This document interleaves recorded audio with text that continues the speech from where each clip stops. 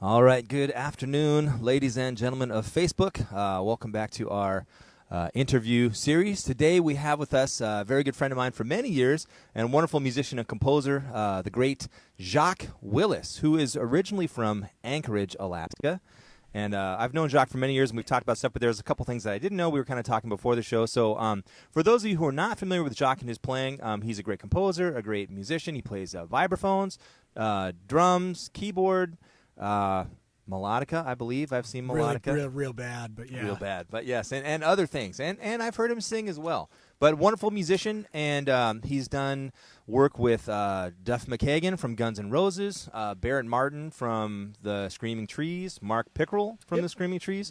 Who else? Jovino Santos Neto, great Brazilian musician. Skerik, wonderful saxophone player from Seattle. Also, he works currently with Devon Lewis's Limited Edition, which is a wonderful band from Seattle, and Contraband, which is a really cool band that features music from reworkings of music from video games. Bunch of other people that I'm probably forgetting. We work with Wayne Horvitz, wonderful composer from Seattle. Basically, what I'm trying to get across here is he's a musician, but he's a very diverse musician and plays many, many different styles of music well, and has done lots and lots and lots of things in his very short life, which is going to be much longer, we all hope. Yeah. So, but what I want to start with, Jacques, is just talk a little bit about where you came from and how you got to where you are now. And you were born in Anchorage, Alaska. That's where you grew up. Can you talk a little bit about that? Yeah, I was born there, and I grew up there. Like, I lived in two different houses there, but I was there till I was 18 until I left to go away to college. I started doing music when I was like 13, in like a sixth grade band. After my first year of just doing classes, I started taking private lessons with a guy up there named John Danberg, who's a very good musician. He plays vibes and drums and keys as well. And like after a couple years of taking lessons, I started playing in his band where I'd play like all like hand percussion, like real small stuff like shakers and cowbells and stuff like that. And as I got older and better, gradually I ended up being the drum set player in the band by the time I was left the state. And that was super handy for kind of getting started, basically playing, because I was playing with all guys that were a lot better than me and a lot older.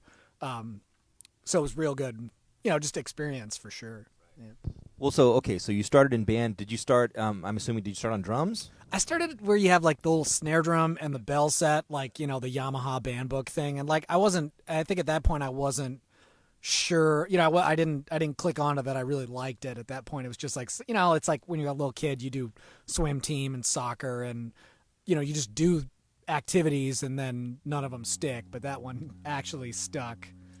So I was telling Jacques, we've been doing several of these interviews now, and every time I do something outside, it's always pristinely quiet. And as soon as we start filming, like chainsaws start going off, you just heard a massive foghorn. One of the worst ones was, and actually I'll post a video of this later, but it was right before one of the videos, and one of the neighbors is doing construction, and a jackhammer fired up.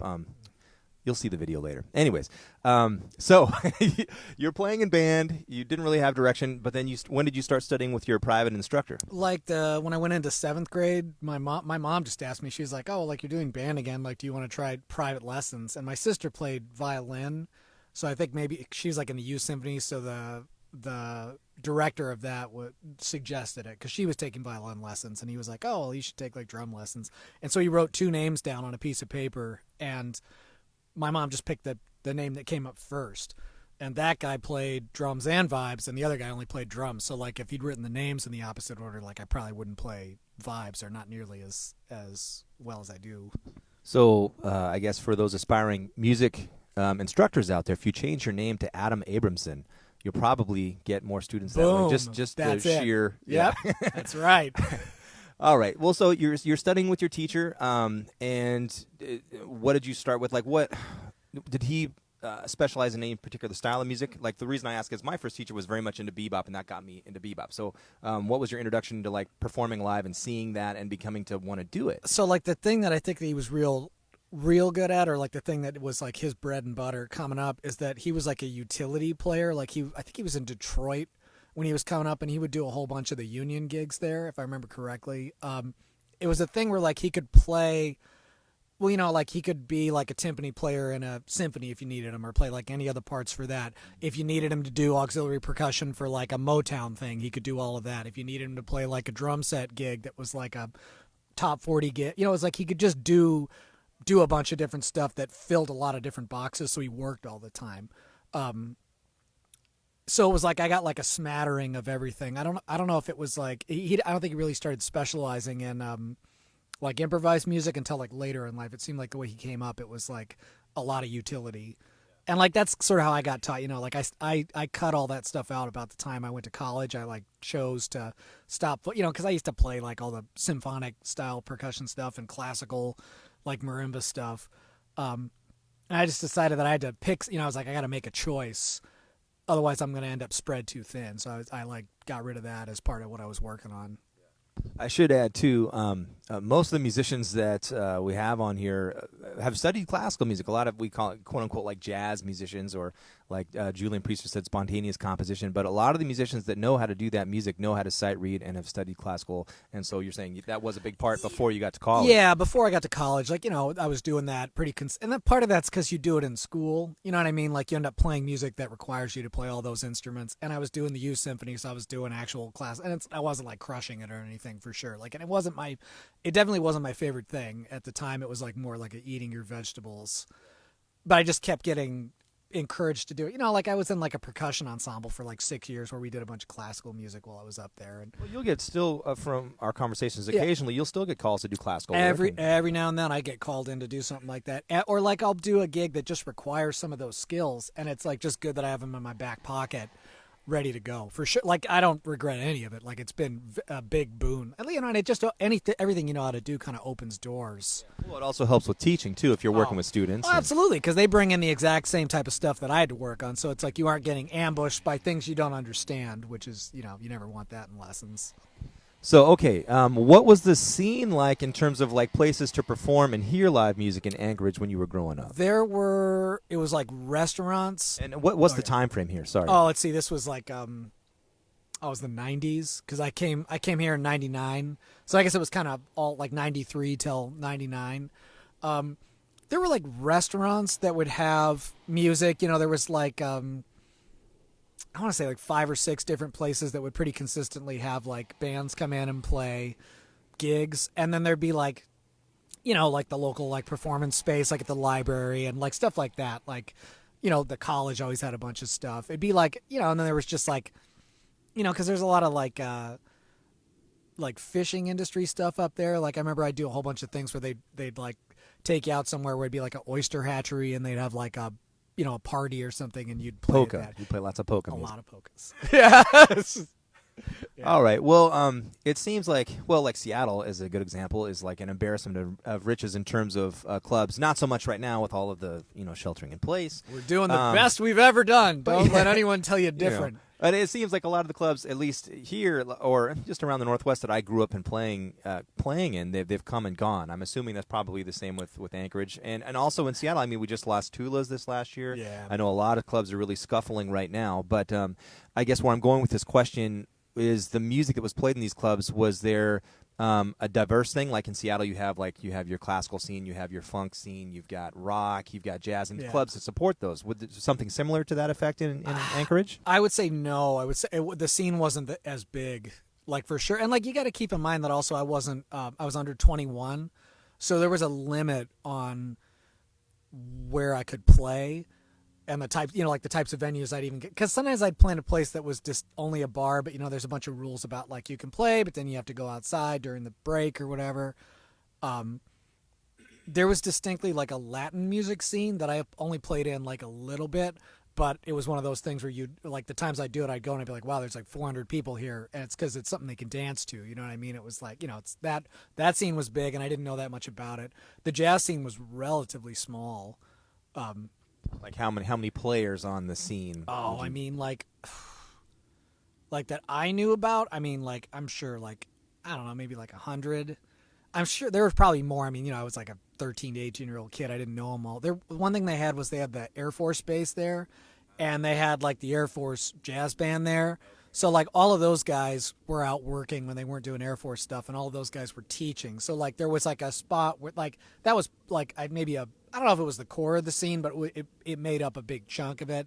There was the college, and there was like a fair amount of teachers there that would go out and play. I mean, like that's where my instructor was. He was at the UAA, University of Anchorage. This is just a tangent question. So if he grew up in Detroit with a great music scene and great upbringing, how did he end up in Anchorage? This is not a slight by any means. I'm just curious. Well, he moved to Seattle first, I know, and I think that was just maybe change of pace. And I know he moved to Alaska because he's like real into like outdoorsy stuff, like fishing and hiking and stuff, and like it's perfect for that. Like if you like both of those things, that's where you want to go. All right. And I should have prefaced this earlier at the beginning of this, but if you guys have any questions, we're going to open up the last 15 minutes as per usual for questions. So if you want to know anything about Jacques and his sordid past, please let us know. All right. Well, so how did you hear about Cornish, and what spurred the decision to come to Seattle? I actually heard that from my teacher directly because I didn't know where to go. I didn't have any like ideas about even where to apply, and because he was based out of Seattle, he knew like Chuck Deerdorf and a bunch of the guys there, and he just suggested I go to the Centrum Jazz Camp when Bud Shank was still running it. So I went there 2 years. So at the time, it was called the Bud Shank Jazz Festival. Yeah, we right. should be very clear about that. Yeah, it was. You're absolutely right. So I went there and I like met a bunch of because a lot of the teachers that were at that were Cornish guys. I think like Halberstadt was there, and I know Chuck was there because I went up and introduced myself to him. At Centrum, this was prior to going to Cornish. Exactly, right. And he was just like, he's like, well, you should go to Centrum. And he's like, here's some of the guys I know that teach at Cornish. You can go there and meet them. You can see some of them play. You can see if that's anything that you'll like. And I went and like, the curriculum they had at Centrum it felt similar to the way that they taught at Cornish because it was the same guys. So I kind of got a taste of like, oh yeah, like I think I would like it there. They all seem very nice. So I was like, all right, I'll try that. Well, so some of you out there listening have seen us play before. We've been working together for many, many, many years. But we actually went to Cornish at the same time. In fact, when we went in the beginning of the year, they had everyone audition and see what groups you were going to play in and what your skill level basically was. But we actually auditioned at the same time frame, which was interesting. So, and we had the same instructors. So when we were there, we had, there was Dave Peck on piano. Peck and Hadley was our first year. Yeah, Hadley Caliman, Julian Priester, Randy Halberstadt, Jim Knapp, Margie Pose, Jovino Santos Neto, Chuck Deerdorf, Denny Goodhue. Oh, later. Yeah, Denny was there. That's right. And so I have my own experiences and things. There's a reason why I'm laying this all out for you. I made a point to study with everybody there and get private lessons. And there's specific things that I can vividly recall that I know like this was very formative and helpful to make me the musician that I am now and continually growing to be. So do you have any memories of classes there or things that you gained while you were at Cornish or from any of the instructors in particular that you felt were very helpful in you progressing? Yeah, there was a few really specific things that people said. Like Dave Peck said some really specific things about how rhythm sections interact with each other and how they interact with the solo, and talking about like just like the way you could develop something, or like the idea of essentially things having arcs, like like building to some type of excitement and building down, and not just having it be just constant go go go go go. That was really that was super helpful. Randy had a few different things he said about like the way harmony worked that really stuck with me and like ended up being things that I use all the time.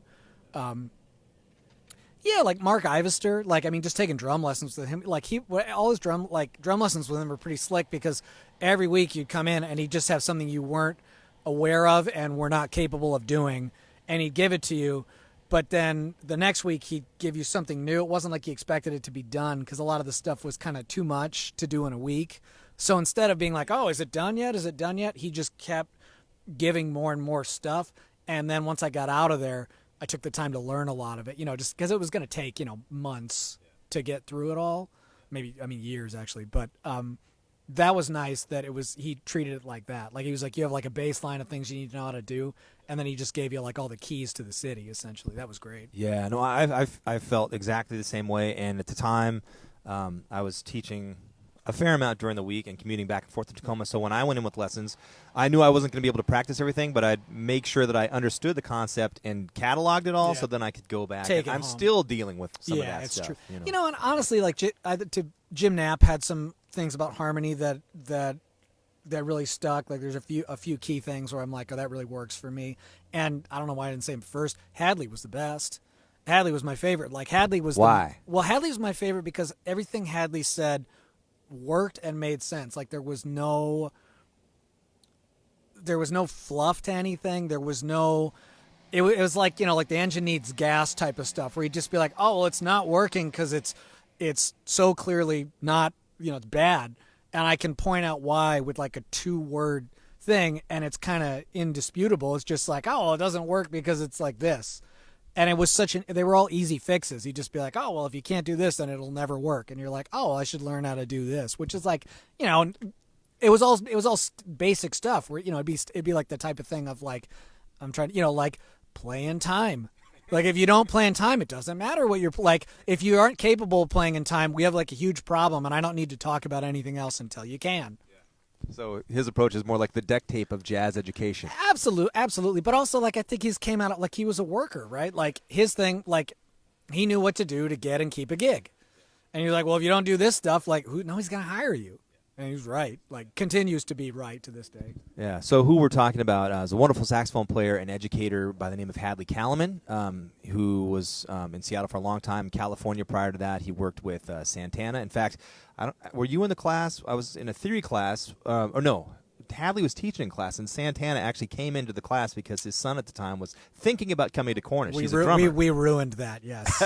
We collectively ruined it. Anyway, so worked with Santana. He's played in Freddie Hubbard's band. You can actually see videos of him playing on YouTube with Freddie Hubbard. He's fabulous. Yeah, quite a bit of performing with Julian Priester.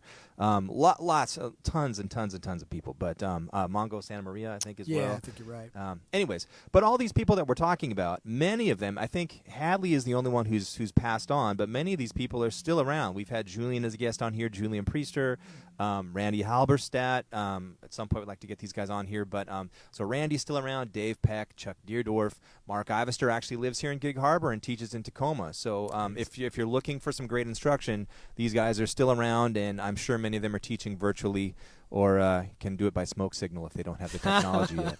So, anyways, dude, I have a good Julian story. So Julian was wonderful too, but the thing that stuck with me the most is I found out that he played with Lionel Hampton at one point, and I was super excited. It's like, wow, somebody who knows Lionel Hampton like when he was like young and really happening. Like, oh, I'm gonna ask him like what it was like. And I was like, oh, Julian, you played with Lionel Hampton? Yes, I did. I was like, oh, how was it? He still owes me money. That's all he said. He didn't care about the gig. He didn't care about the history of, he didn't care about any of it. He was just like, he owes me money. He was just mad at him. And I was like, oh, yeah. I was like, he's just a guy. We had a similar, he actually told a similar story about, not anyone owing money, but it was Duke Ellington's story, playing in Duke's band. Yeah. And, this is illuminating. Yeah. Anyways, all right. Well, so drums was your main instrument, and you actually started Vibraphone in Anchorage. Yeah, when I first started taking private lessons, I went in my first week and we did drums, and my second week and we did like mallets. It was kind of like a introduction to both, I guess, because I never played drum set before. I've just played like snare, and I'd only played that little bell set, and like, you're playing like hot cross buns and not doing very well at that point. We did one lesson on each, and then we did about 6 months of drums after that, and then after that it was 1 week vibes, 1 week drums, just alternating back and forth until I stopped taking lessons, I think, which was like, pretty close to when I left. Well, when you were at Cornish, did you work on Vibraphone with anyone there? I went outside, so I had lessons with Ben Thomas. I had about 4 or 5 lessons with Ben. And I took lessons with Chuck Deerdorf, where we mostly just played duos. And he'd talk about he wasn't talking about any mechanical aspect of the instrument, just mostly about like conceptual stuff harmonically and, just how to play with another human being. Speaking of, this is just making me think of other things. Playing with another human being, you have a band with Ryan Burns called? The Whopper Johns. The Whopper Johns. Formerly known as the High Wired No Net. Okay, can you talk about that band a little bit? And the reason I'm asking that is I've worked with you guys a few times, and the library of music that you guys play is all over the map, all cool stuff. And I have some more questions about that too. But can you talk about that band a little bit and playing with Ryan? Yeah, sure. So that came out of I had like a weekly gig I came into it. That's wrong. Don Mock, if you know him, really really excellent guitar player, and Steve Kim had like a duo gig at a place called the Mix, which doesn't exist anymore. They were playing there every Tuesday, I think, and a friend of mine was like, "Oh, you should bring your drums down there and play with them. They play like that fusion music you like." And I was like, "I don't know. It seems like I'm not gonna just show up with I'm not doing that. Like show up with my drums. That's a recipe for having a bad conversation with somebody." But they're like, "No, I'm taking lessons with Don." Like they did a go between. They're like, "Trust me, it's okay." So I show up and play. It's like super fun. They're both like great, and we played every Tuesday for years, and then after a while, Ryan Burns joined us. So it was like quartet, and then I think Don left eventually, and it was trio. And then once we lost the gig there, Ryan and I started playing, I want to say duo. God, I can't remember when we started. It was like in his little cabin teaching space, though, just for fun. And then he found us another weekly gig, and then I just started booking gigs outside of that. So yeah. Forgive my ignorance, but I know a little bit about Don. Now, didn't his father start the Guitar Institute? Is that correct? Or that's not Don. I don't think it's I'm blanking. I taught Roberts, Jay Roberts, who is, and they'd have guitar duos they do together. They were real tight. I feel like maybe they both taught at GIT together. They definitely both taught there because Don produced a bunch of the DCI music instructional and is things. Jay Roberts Howard Roberts' son? Yes. And Howard Roberts, for those of you who don't know, is a very, very famous, well-known guitarist from Los Angeles, very prolific studio guitarist, and recorded he's like with the everybody. Sanford and Sons guitar, isn't he? I think he's a ton of TV from the 70s and. Okay, so what I'm always impressed with, going back to this thing with you and Ryan, is that fusion, like you just said, that fusion music that you like. You have such vast influences, and they all come across in the way that you play. Like when we're playing gigs, if any style of music that we're playing, bebop, funk, more of like a straight eighth, Latin, whatever it is. I mean, you know how to play stuff, but your technique is crazy. So, what were your initial, besides your teacher? What artists were some of your main influences where you were just getting hooked onto playing music and jazz? First getting started, I didn't know what to, you don't know what to buy or who to listen to, I asked my teacher well, what should I be getting? I didn't listen to music that much, honestly, until I started taking lessons. I had 4 or 5 cassette tapes. I just wasn't that interested in it until I started playing, I guess. He made some suggestions, and most of them are not my favorites now. I had a whole bunch of Dave Weckl CDs from the 80s. I had it wasn't smooth, but it was it was closer to I don't know, contemporary listening, where it's kind of jazz meets soft rock. But there was one record that was a Buddy Rich Gene Krupa record that my dad got me. That is still one of my favorite records. It's so funny, it's just kind of a rando one because it's one of those Buddy Rich versus Gene Krupa. It's already set up for disaster. But the rhythm section is Ray Brown and Oscar Peterson. And I'm trying to think who's on saxophone. I feel it's I want to say it's Lester Young, or it's somebody awesome, right? And so it felt terrible is what you're saying. Yeah, well, Dizzy Gillespie's playing on it, and it's it's awesome. It's pre Buddy Rich losing his mind. It's back, just it's before the bus tapes. Yeah, basic. It's pre kind of having a giant drum set and playing maybe a little too loud, or playing you have 40 people even if you only have 3.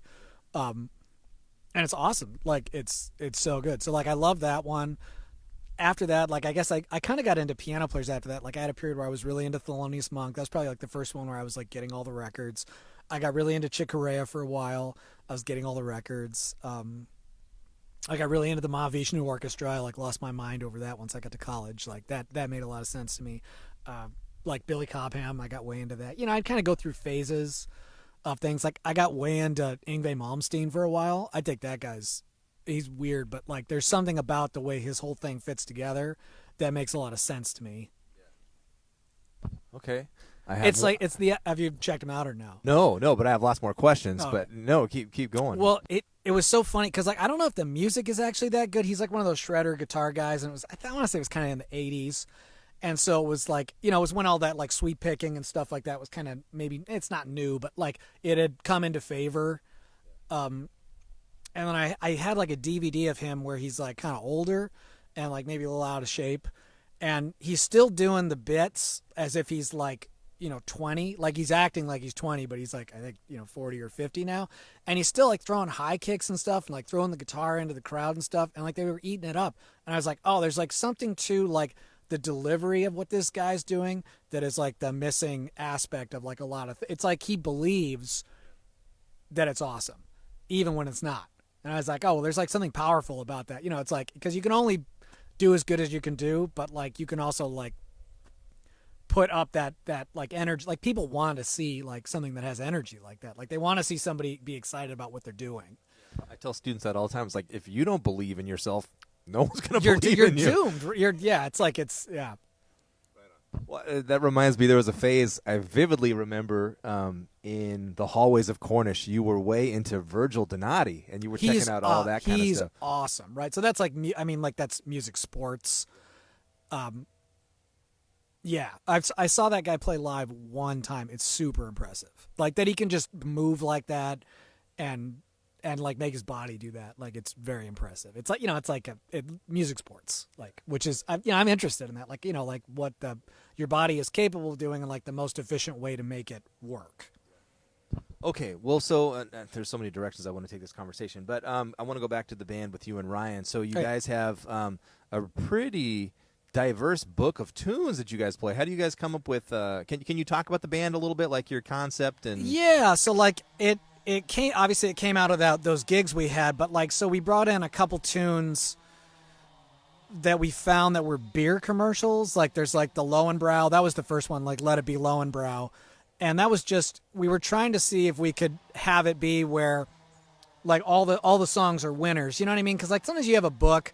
Like I kept going through this where I had my own book and I keep editing it. I'd be like, oh yeah, like I want to get enough tunes, to be able to play, whatever length gig I need. But what would keep happening is I'd keep deciding that tunes weren't that happening. Like there'd be some part of it I kind of liked. I'd be like, but like it'd be a washer. Like it never seemed to work out the way I wanted on the gigs. So I'd crunch it, and it'd be like the book was only about 20 tunes long ever.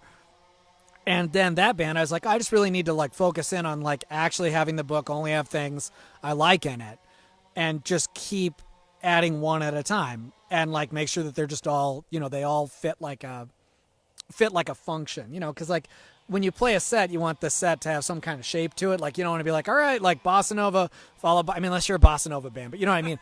If you're not, you're like, all right, here's 10 bossa novas with kind of similar chord changes and the same tempo. Trust me, you're going to love us. You're like, no, you're not. Like it's just going to be, it's too much of the same. You need it where it has enough variety. Yeah, I remember Dave actually, I can't remember if we were in the same ensemble at Cornish, but he actually talked about that. So that's one of the things that he made sure to get across was planning a set, like the shape of the set, starting with an up-tempo, and then you bring down the energy in the middle is when you kind of put the ballad. And he had a very specific, shape for that. Well, so going back to the whole point of this is educational and historical and all that kind of stuff, and your likes and dislikes and your romantic stat. No, I'm kidding. Because of the educational nature, some of the things that you talked about earlier that you learned from Cornish, I'm sure there's some listeners either now or later on they're going to be curious about some of those tangible things that you grabbed from Cornish that you thought were very helpful. Can you expand upon those a little bit? Yeah. I could just pick one, like one of the ones that, like, so Randy had one. I don't know if it was exactly how he meant it to come across. I guess it was Randy and Dave both said something separately that clicked with me. Like they talked about the way that you can group notes to build lines. And Dave would always talk about having your, like you talk about like not having licks per se, you don't have like these 1-bar licks or these 4-bar licks. He'd be like, you have like, these 2 and 3 note things that you would string together, and that would be your licks. Like your licks were small enough that you could kind of put them all together, but big enough that you could still manage them. Like you could, because you could go about it where you're like, all right, well I'm going to go one note to the next, each one is like a new separate thought, and I'm really improvising, and you would be. But you would also be slow as molasses. Like you just would not be able to do that at any speed. If the licks are like 4 bars long, then they only kind of fit into certain shapes. You're like, oh, well, like this only works when the chords are this for 4 bars. So you want them small enough that you can fit them into anything, right? So he said that, and I was like, well, that makes a lot of sense. He didn't expand on how to actually find your vocabulary. Randy kind of did. He sort of talked about just like, I mean, it's basically just like slipping into notes. He's like, oh, well, you can like slip into it from below. You can slip into it from above. And like, whatever the last note is like the thing you're thinking about. So you're like, oh, well, I have this target I'm going to hit, and I'm going to delay that target. And then I just figured out all the different ways that you could surround something, basically. And like, you can think of it this way. If you're going to go to a note like a C, you can approach it from one note below or one note above, right? Like that's the easiest way to say it. So there's your 2 note, or you can hit the note, you can hit C twice. That's it, right? Those are your 2 note versions. Your 3 note versions are below, above, target, above, below, target, target, below, target, target, above, target. The distance on that can be whatever you want. But like, and then I took it to like 5 notes, and then I decided that was like enough. Like at some point it ends up kind of looping back on itself where it doesn't really yield any dividends, but it was basically that. So I just practiced that for like 2 years, where I just found all these different ways to like get really used to surrounding stuff. So it's like I know where I want to land, and then I delay it in a bunch of different ways. Yeah, so for me, coming from, it was like very, very heavy, as everybody knows, bebop. Tons of bebop and transcribing and learning the licks and and all that kind of stuff. And so when I play with you and I hear you play, I'm always like, man, that was really, really cool. And aside from it's your own language and your own vocabulary, more driven around shapes, But besides that, the other thing that I really notice about your playing that I'm always inspired by is the rhythmic freedom. And I'm sure, I mean, it has to come from playing drums. I mean, I imagine part of that, but maybe I'm wrong. Can you speak to that a little bit? No, I'd say that the two things are connected, and like I was working on them at the same time. So, I probably what happens is, how like there's like things that are real specific to an instrument. There's like things that are like piano centric, right? Like block chord voicings, like, and they're on guitar too, Rip. There's like a specific type that goes, like a lot of piano guys know them, right? Like drums are kind of the same way. There's things that are kind of specific to drums because of the way the instrument's built mechanically, and being aware of those things and aware of how they work mean that when I'm playing with a drummer, it's a little easier to fit into the types of shapes they're going to put beneath you, and like be aware of what two things might mesh well together and might not mesh well together.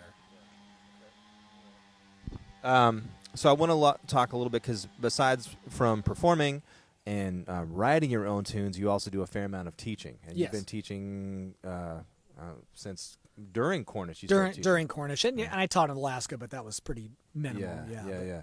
Well, so I'm assuming you've got split, like you're teaching kind of like what I do. You do lots of different instruments, not just one instrument. So you're teaching drums and vibraphone and piano? Vibraphone, and piano are the 3 that I end up, and drums can spiral out into some of the instruments in the classical realm, but like most of those people are like snare and drum set. So how do you, as a drummer, because I'm sure there's other instructors watching too, or musicians, we all at some point deal with students that really struggle with time. Are there some things that you, as a drums being one of your main instruments, is there something that you try to get your students to be able to like deal with if they have a poor sense of time? There's some, I don't know if anybody has a poor sense of time. I think there's like maybe like a syndrome you can have where you actually can't, like you're like, you can't tell the difference between pulse it, like if I played 2 different tempos for you and one was drastically faster, you actually can't differentiate. But that's a really specific thing, like being colorblind or something. I've never met anyone with that. I think a lot of times it's more of it's a disconnect between eyes and ears and the physical, right? Like that's real typical. So like I'll do some checks, like like you'll turn on a metronome and you'll be like, okay, can you just match the pulse, like whatever instrument, I'm just like clap along with the thing.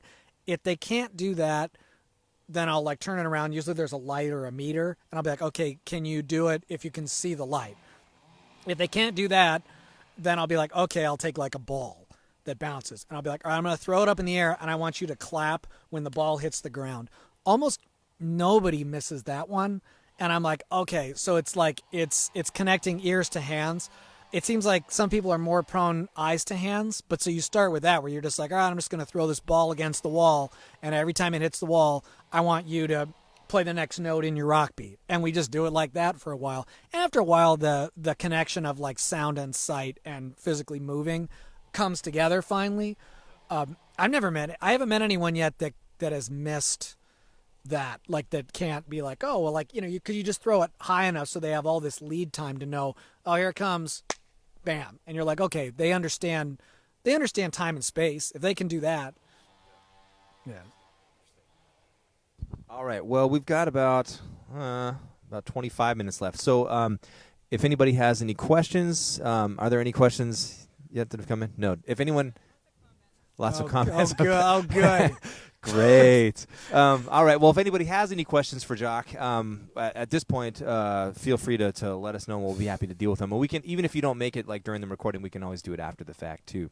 So, well, I'm real busy during the pandemic, Well, that's actually a good question. So how have things as a musician and an instructor, who's playing with all these different bands and working all the time, because not just as a band leader, but as a sideman, I mean, how have things been on your end of things? Well, I mean, it's just turned into all teaching, so I just went back to practicing, which has been actually super nice. Like, I mean, all the teaching is from home right now because it's all Skype. I'll tell you what this thing has shown me is that, like, I hate driving. I was so happy, and I was really worried that the quality of the lessons would suffer, and they really haven't. Honestly, they've kind of ended up better because I have access to, like, all my stuff at home. And like it's become really easy to, like, if anybody needs anything, to like make them a chart, or like I'll shoot videos of myself right after the lesson if they need, like an example of me doing the thing. It's like I just film it, send it to them, and like it seems to work out better, honestly, as far as moving the students along, which was real surprising because I was very skeptical. I was like, oh, this is the end times. Like, we've talked about the end times quite a bit. Yeah, they're coming. And the looting, but we'll leave that for another. Oh, it's going to be so interview. awesome. I'm going to go Best Buy, bunch of TVs. All right, there's a question. I didn't bring my juggling stuff with me, Mark. I failed you. So for those of you that don't know, Jacques has been actually practicing quite diligently, taking juggling seriously, and he's amazing at it, and he actually incorporates it into his gigs with the Whopper Johns. With the Whopper Johns, that's true. Yeah. That's part of the gig. Yeah. And you also you were for quite some time posting up videos up on Instagram of different things that you were working on. Yeah, totally. Yeah. Yep. I mean, yeah, I went to Burning Man a couple years ago, and one of the guys in our camp knew how to juggle. And I was like, oh, I did that thing where you're like, oh, I can't juggle. I tried. And he's like, yeah, you can. Like, here, I'll show you. And so I spent the whole week working on it, and I stank. And I just kept working on it for, I think it's been like 2 years. I took like a year's worth of lessons from a really excellent juggler named Nikolai that teaches over at Sanka. I'm assuming he's doing online lessons now, but real excellent, and gave me a bunch of stuff that really opened it up and kind of just taught me how the whole thing works, basically. Well, I think, you can certainly, it's not like, it's certainly a skill, and you can relate it back to music, kind of like what you're talking about, the visual and the timing of all that stuff, because you have to have that hand-eye coordination, and just like you do with an instrument. Yeah, and that was where I got the idea with people that had trouble with time, where I was like, well, there's a really distinct timing element to this thing, and it just made sense, where I was like, well, let's, can somebody throw something up in the air and catch it? Well, it means they understand timing. If they can't, they catch it once out of every 10 tries, you're like, okay, you get what you're supposed to do. It's supposed to happen now. Yeah. I'm sure I'm going to take flack for this, but prior to deciding that I wanted to do music, it was video games, all video games. And parents are going to be like, no. But I think video games are great because you have to have that hand-eye coordination, particularly on a lot of the older games. A lot of the newer games give you a pass, and there's like a checkpoint if you die. Like you can be crappy at games, let's face it, and still win the game nowadays. Old school games you couldn't. Like, you had to learn the game and how it worked and when do the moves and all that kind of stuff. And I think there's something to be said for that. I mean, it's the same thing as when you're playing an instrument. Like, you have to do these certain things in this sequence in order to get things to happen. You know, would you? I know you're a big gamer, so would you agree? I would 100% agree. Yeah, absolutely. I mean, like, it's kind of fun. It fits into like learning how to play. I mean, it doesn't. I guess if you get into esports, it turns into something. But as far as like teaching you how to work within a framework, games are great for that. You know what I mean? It's like they basically set up like a set of rules, and then they teach you how to play within them, and then you move forward. Well, that's real similar to like playing like a style. It really, you know what I mean? It's like the thing of like, well, you can play anything at any time, but if you play this way, it will distinctly be recognized as like bebop, for example. You know, like you can play anything, but if you want it to sound like a certain thing, there's some parameters you got to fit inside. All right. Well, let's see. What else do I want to ask you? So, can you talk a little bit? I was reading about your project, and I remember this. This was a while ago. This is towards the end of Cornish for me, which is around 2002. Yes. You did a band called Ego Band USA. Can you talk about that for a little bit? Yeah, sure. That was with a real good friend of mine named Ty Bailey. We both went to Cornish at the same time. He left, but he was there with you as well, and he left beforehand and just went out and started playing. We were going to his house like once a week. Like, I'd bring my vibes over there, and we were like, we got to learn all these standards because we got told you got to learn all these standards, and we got to learn them in all 12 keys. So we're going to learn them in all 12 keys. So each week we'd pick 5, and then we'd be like, all right, I'm going to practice, you know, I'll come, and then we'll play them together. And then the next week we'll add 5 more. And I think we did that for like 5 weeks, and it was drudgery. Hated it. And after 5 weeks, I didn't show up with my vibes, and I just brought my drums over, and I was like, can you just set up your electric keyboards and we'll just play? And it was super fun. Like, we didn't play tunes. We just like improvised, and we were like, oh, like we should like write some songs and maybe make a band. And then we started meeting twice a week, and we bring in new stuff we wrote, and we just kept, it was that same editing thing where it's like you'd bring something in, you try and workshop it together.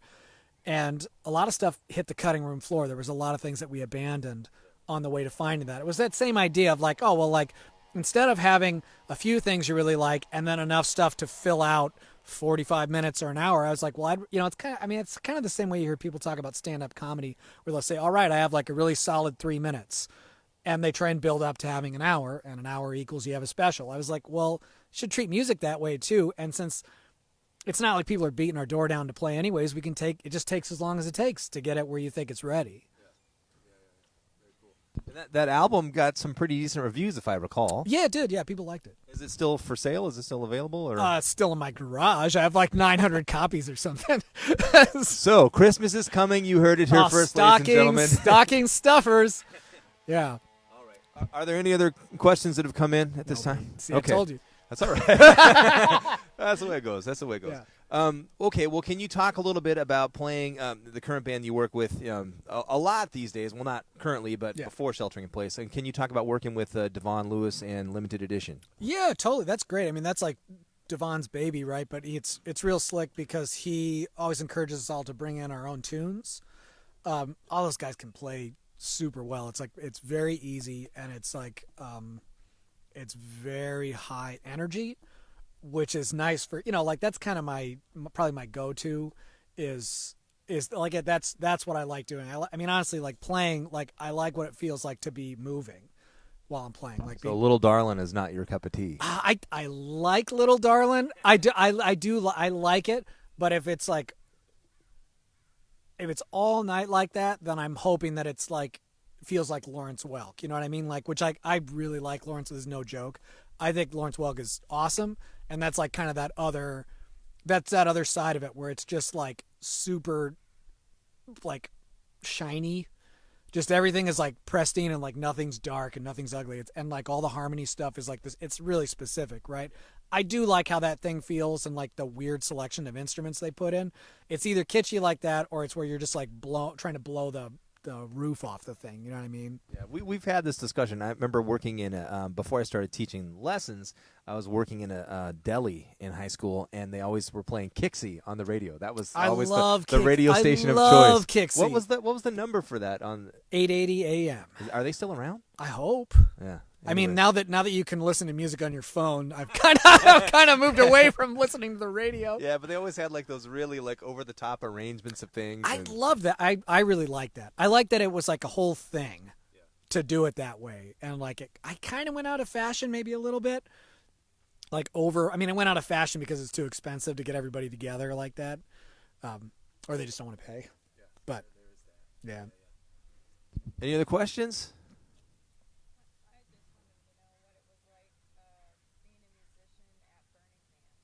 Oh, that was the question is, what was it like being a musician at Burning Man? That was super fun, actually. Yeah, it was nice because like I didn't bring any instruments with me. Like I brought my juggling stuff. That was what I was planning on doing. But I go walk around between all the camps, and there were a whole bunch of like pianos, like acoustic pianos, like uprights that would just be set up in front of people's camps. Like they just brought a piano for anyone to play. And so I'd walk around like not the whole city, but a lot of it, just hunting out pianos. I'd sit down and play for a half an hour, and then move on to the next piano. There was a jazz camp there, I remember, and I went to their jam night one night while I was there, and that was cool. They kind of big leagued me, but Well, I mean, yeah, your resume speaks for itself. I mean, not many people can say that they've played with someone from Guns N' Roses or the Screaming Trees, or and the thing is, like the people. And I assume they put me on their resume as well. Touche. But the amount of people that you've worked with and all of the different styles that you've worked with and always like played competently, it's impressive to me. Yeah. So what I was going to ask you is now, today in 2020, from where you started to where you are now as a musician, and I have similar thoughts and my own opinions about this, because your opinions change because you're looking through it through a different lens. What are some things that you think have been super beneficial to your growth? Now, I'm not talking about Cornish now, but just overall as a musician and interactions you've had, maybe gigs that you've played or discoveries that you've come upon that you think are very important for musicians that might be just getting started or trying to grow and get better. And that's a pretty broad question. Yeah, I mean, like mine's pretty specific. I can say like getting away from playing music and going into wrestling, that was probably the most beneficial thing that happened to me after like years of like really diligent practice and getting stuck a little bit, and going off and doing that and working on something that had like kind of a different set of rules to it. Like music is like very collaborative, like when you're actually doing it, it's like if you're selfish with the energy, then it, at least from my perspective, doesn't work out as well as if it's like a shared thing. You can think of it it's like a basketball team where there's no opposing team. And if you hang on to the ball the whole time, you're not so great. Nobody likes to play with you. But it's a thing of like, well, sometimes you got to take it because you have like the energy, you have the idea, but you like, it's slick when it gets passed around, right? Like that's a good way of going about it. Wrestling was different. It was like you'd learn it collectively, but when you're actually doing it, it was all about imposing like your agenda. Like if there was any amount of the other person's plan coming in, that was a bad thing. And like just getting involved in something where like it was a little more cut and dry, and there was a little more cut and dry, like was it successful, was it not successful? There wasn't that judgment of like, oh, I think that was good. Was that good? Like just getting away from that for a while and then coming back to it, it made it so I didn't take it so serious anymore. I was taking it very seriously when I was, like I think like everybody does coming out of college. Just somebody tells you it's serious, you take it serious, and maybe you drain a little bit of the fun out of it doing that. I'd say so. Looks like there's another question.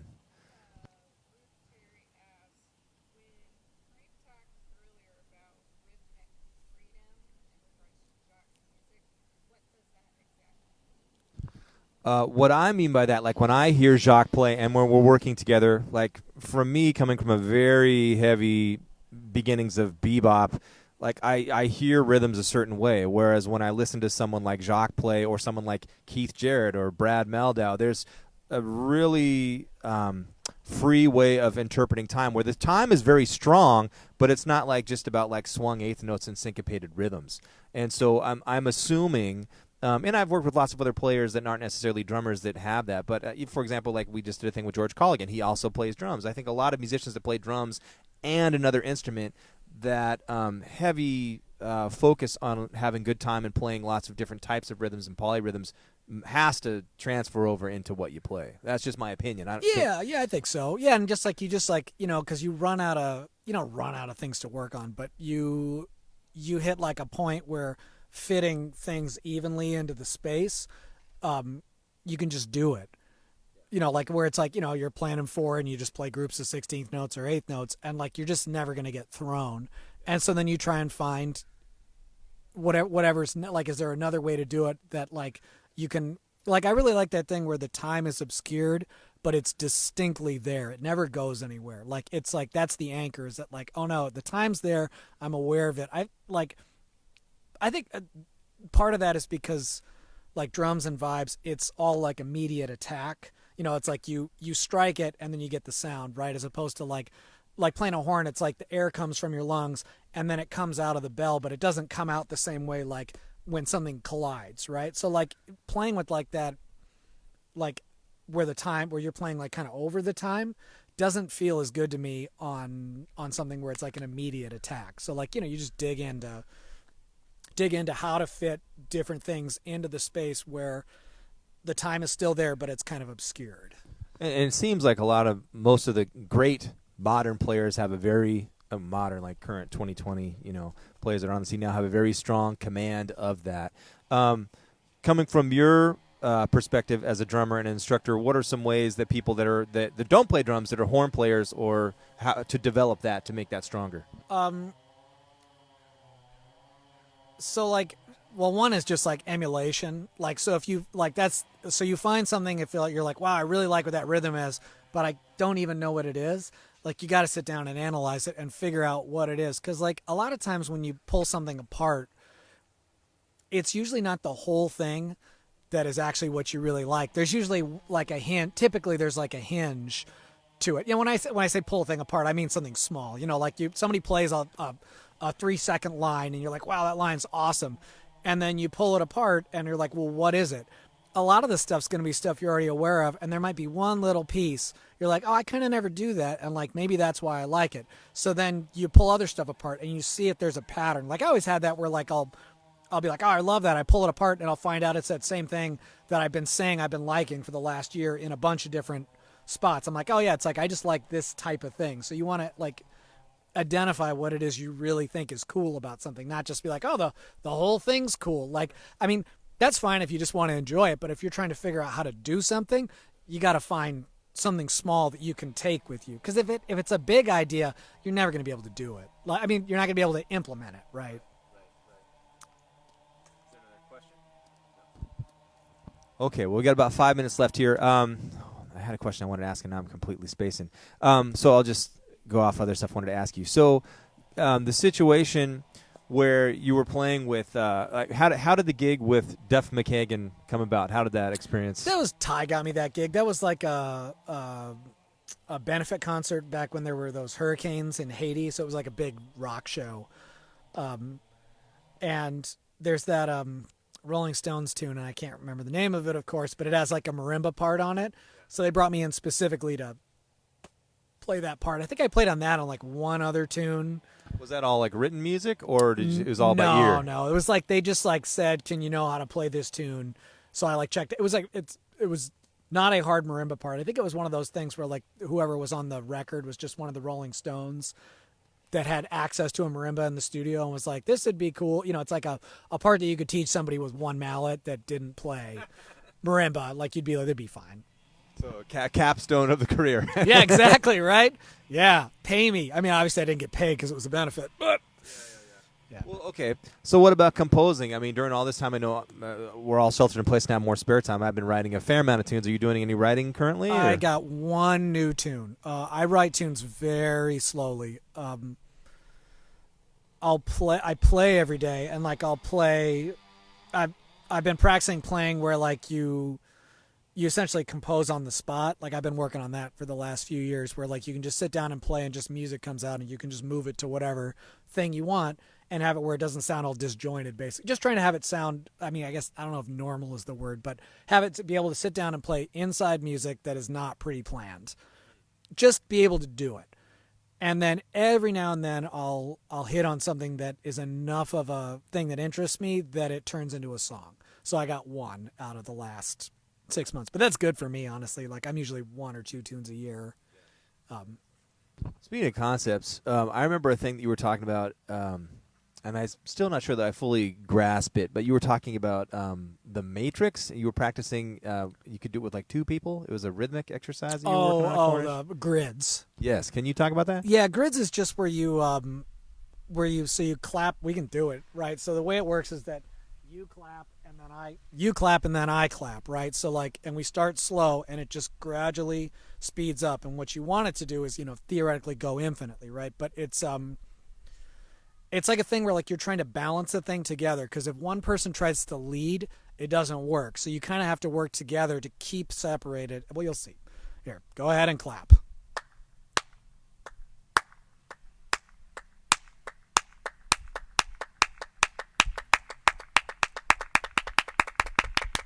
See, we just lined up together, right? So you can feel the moment where it's out of sync and then it lands together. Trying to be able to pull apart at that moment to figure out how to wiggle so that you can find the space between each other, right? And you can get like you see some people are super good at it, where they can just go back flamenco folks. Exactly, right? And so like, and you can do it with, like that was just singles, right? But you can do it with a whole bunch of different, like I do 1, you do 2, whatever. Like you pick different numbers that way. But like, so it kind of teaches you about how to fit into a groove, more in the sense of like, when you play with people, stuff speeds up and slows down, and like trying to get the ability to, especially as a drummer, to wrangle that where it doesn't feel like you're bullying everybody, but you're still kicking it to where hopefully it's staying at a tempo where it feels good, right? Because like sometimes things just feel like they're ramping up or ramping down, and you can like bull it and just be like, no, it's this. But like, I don't know, that's not how you make friends, right? Like, if you do that, then like, even if it ends up where it's supposed to be, it leaves a bad taste in everyone's mouth. And like, music is supposed to be communication, right? And so if every time we're talking and I don't like the subject matter you're doing, I just yell over you, you're not going to want to talk with me. That's kind of like Facebook, isn't it? Very much so. Yeah. So I stay off of there. Oh, wait, I'm on there now. Oh, God. All right. Well, that's the time we have for today. I'm always floored by Jacques playing. This is not just because you're here, but every time I play, I'm always like learning more things, and he's always got great ways of explaining it. So if you're interested in learning more, where can people, if they want to get some concepts and some lessons, how can they get in touch with you? They can get in touch with me on Facebook if they want. They can also email me at JacquesWillisMusic.com. JAC. Wait, no, that's wrong. JacquesWillisMusic@gmail.com. JACQUESWILLISMUSIC@gmail.com. Yeah, totally. Right, cool. All right, well, thanks, everybody, for watching. If you think of other questions after the fact, feel free to just post them up there, and we'll get to them later. But thanks for checking it out. I hope you enjoyed it. And if you like what we're doing, as I mentioned, and all these things, our programming, for the most part, throughout the year is free. So if you want to support us and make a donation, you can see how to do that on our website, or also earlier on the post here. So thanks for joining us. Thanks, Jacques, for coming. Always a pleasure. Thanks for having me. And we'll see you later. Bye.